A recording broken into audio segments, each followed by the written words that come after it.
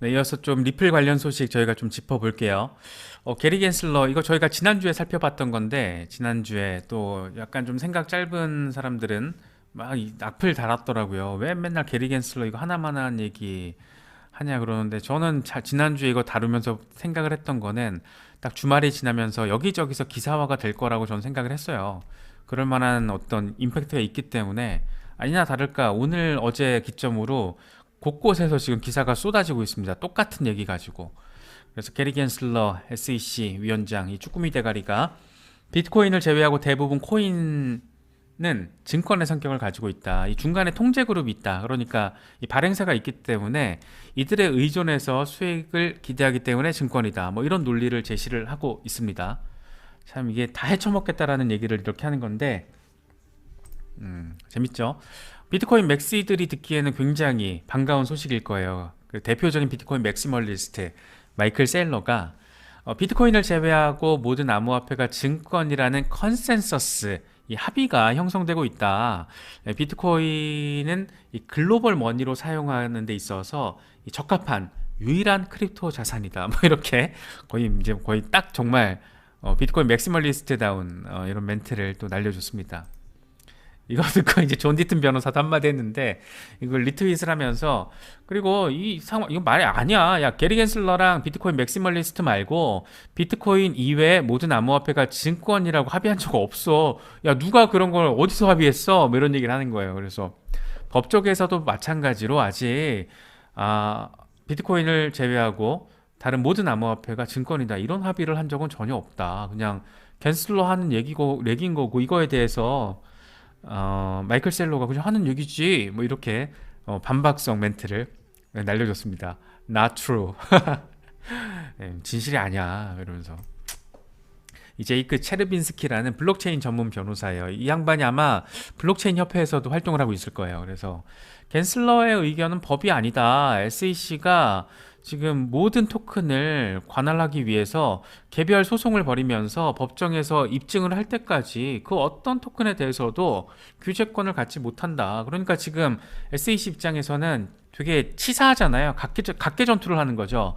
리플 상대로 소송 냈고 LBRY 사건 소송 냈고 뭐 팍소스 소송 뭐 이런 식으로 지금 개별 사건에 대해서 소송을 내면서 다 증권이다라고 지금 기소를 해버리는 거잖아요. 그래서 SEC가 기대하는 포인트는 그런 거죠. 기소 이후에 소송 절차라는 게 워낙 지리하고 여러 가지 물리적인 비용적인 비용이 많이 들어가기 때문에 아예 합의를 해버리는 경우가 많잖아요.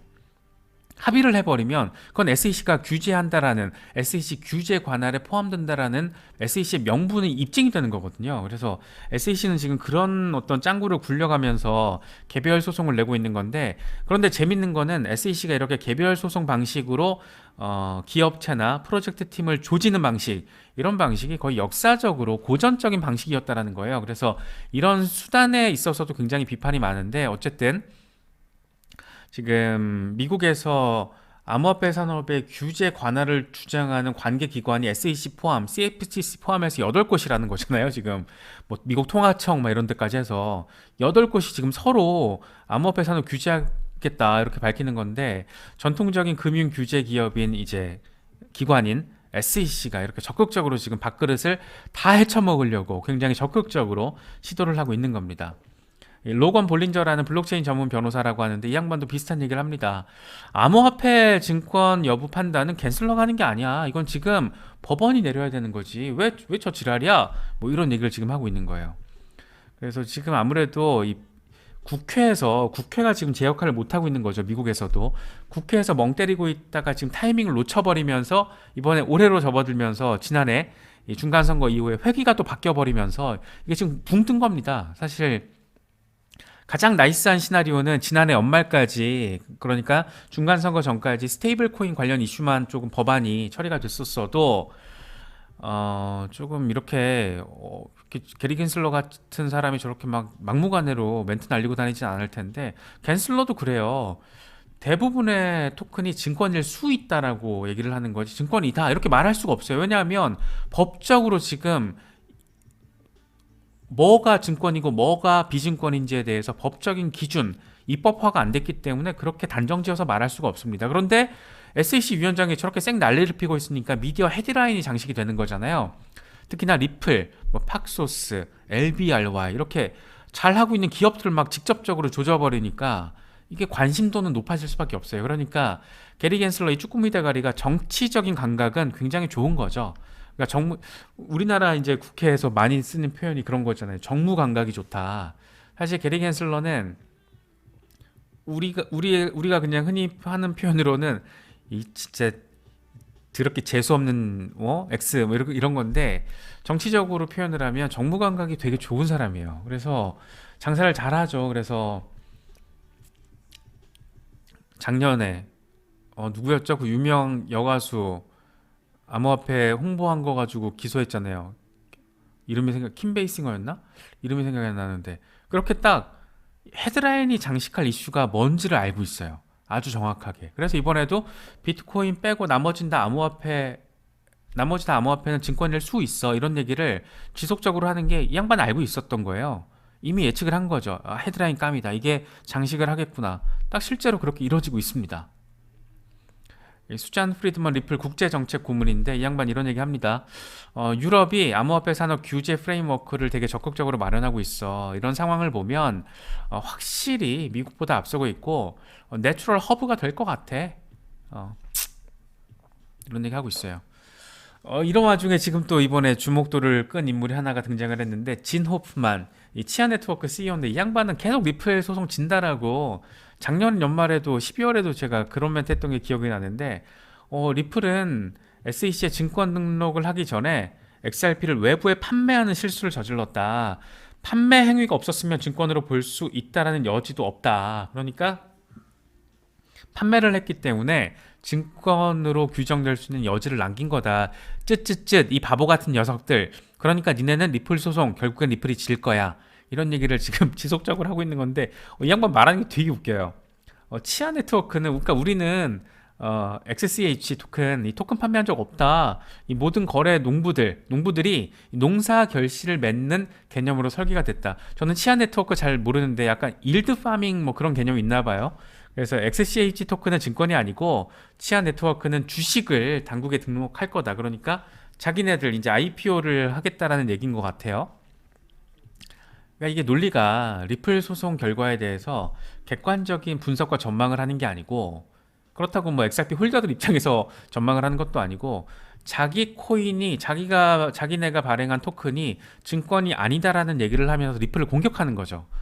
되게 약간 치사한 건데 이런 식으로도 또 리플을 가지고 공세를 했더라고요. 그래서 리플 소송이 진다라는 얘기를 이런 식으로 하고 있습니다.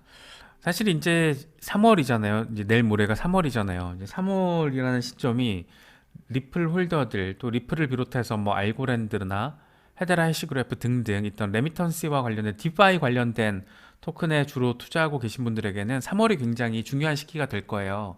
ISO 2002가 이제 본궤도에 오르게 되고 3월에 리플 소송 결과, 약식재판 결과가 나올 가능성이 높다라고 시장에선 전망을 하고 있습니다. 지금 3월 얘기를 하고 있는 거는 아날리사 토레스 판사가 다른 약식재판 판결 결론을 발표할 때 그 타이밍을 보니까 통상 약식재판 브리핑 종료 석 달 뒤에 발표를 하더라. 그러니까 리플 소송 같은 경우에도 12월 달에 브리핑이 종료가 됐으니까 한 3월쯤에는 약식재판 결과를 아날리사 토레스 판사가 공개하지 않겠느냐, 이런 기대감을 지금 갖고 있는 거죠.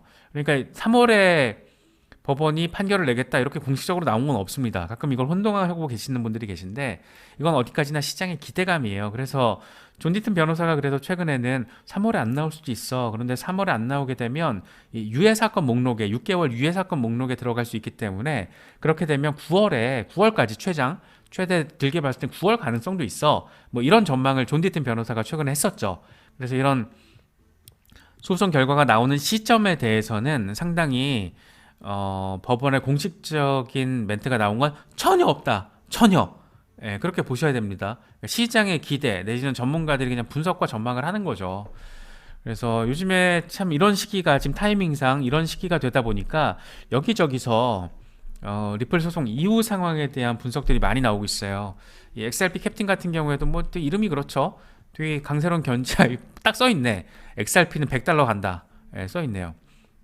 리플 소송이 마무리가 되면 이제 유틸리티에 대한 부분이 이제 킥스인 본격화 될 거야. 그래서 은행들과 헤지 펀드들이 XRP를 이제 사용하게 될 거예요. 왜냐하면 은행들과 헤지 펀드들은 국경 간 송금을 하잖아요. 계속 막 돈을 주고 받아야 되잖아요. 그걸 이제 XRP를 통해서 할 거야. 그래서 XRP는 이 세계 브릿지 커런시로서 역할을 하게 될 거야. 그래서 리플 이제 증시 상장 IPO에서 나스닥에 상장을 하게 될 거고, 그러니까 미국에서는 첫 번째 규제받는 코인이 될 거야.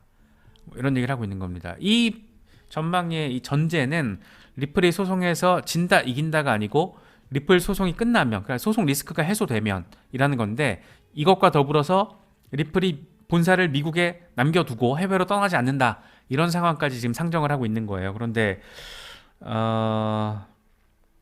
리플 CEO 브래드 갈링하우스 같은 경우에는 소송에서 지면 미국 떠난다, 뭐 이렇게까지 얘기를 하고 있고, 최근에 유럽에서 좀 약간 리플이 들어가기 지금 좋은 환경이 또 마련되고 있고, 지난해 이제 영국에서 또 스코틀랜드에서 라이센스 취득에 나선 상황이기 때문에, 또 영국이 지금 굉장히 암호화폐 친화적으로 리시 수낙 총리 부임 이후에 굉장히 친암호화폐 정책을 펼치고 있어서 또 리플이 들어가기 굉장히 괜찮죠. 또 저희가 짚어봤지만 영국 중앙은행, 영란은행과 리플사가 7년 전부터 같이 함께 공동 프로젝트 CBDC를 위한 공동 프로젝트를 진행했다라는 거 저희가 확인했었잖아요.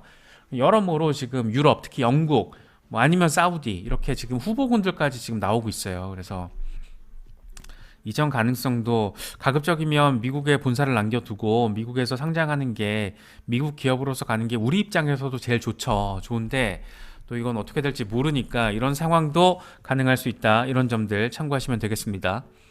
여기 또 이게 누구 건지 제가 모르겠는데 기억이 안 나요. 까먹었어요. 그래서 곧 소송이 끝날 것 같은데, 어쨌든 소송이 끝나고 나면 XRP는 첫 정부의 규제를 받는 코인이 될 거야. XRP는 여러 거래소들의 재상장이 되겠지. 은행들과 대기업들이 XRP를 사용할 거야. 왜냐, 국경 간 송금 엄청 많이 하니까 XRP를 통해서 브릿지 커런시를 활용해서 빠르고 저렴하게 송금을 하게 될 거야. 리플은 이제 증시, 주식시장에서 거래가 되는 IPO 기업이 될 거야. 뭐 이런 얘기를 하고 있습니다. 뭐 비슷한 얘기들 많이 나오고 있어요. 뭐 이게 한두 개가 아니고 굉장히 여러 분석가들이 지금 이런 얘기 많이 하고 있는데, 투자자 입장에서는 리플 소송이 뭐 어쨌든 잘 정리가 돼서 IPO까지 잘 해주면 거의 땡큐인 거고, 저도 그때부터는 리플 주식을 살 수 있는 뭐 그런 상황이 됐으면 참 좋겠다, 뭐 그런 생각들 많이 해요. 그런데 뭐 사람 일이라는 거, 세상 사라는 게 또 어떻게 될지 예측할 수 있는 건 아무것도 없기 때문에, 우리 같은 투자자 입장에서는 조금 더 보수적으로 접근을 할 수밖에 없지 않나. 그래서 최악의 상황, 소송이 지고 리플이 미국을 떠나는 뭐 그런 상황까지도 염두에 두고 대응을 해야 되지 않을까, 뭐 그런 생각이 들기도 합니다.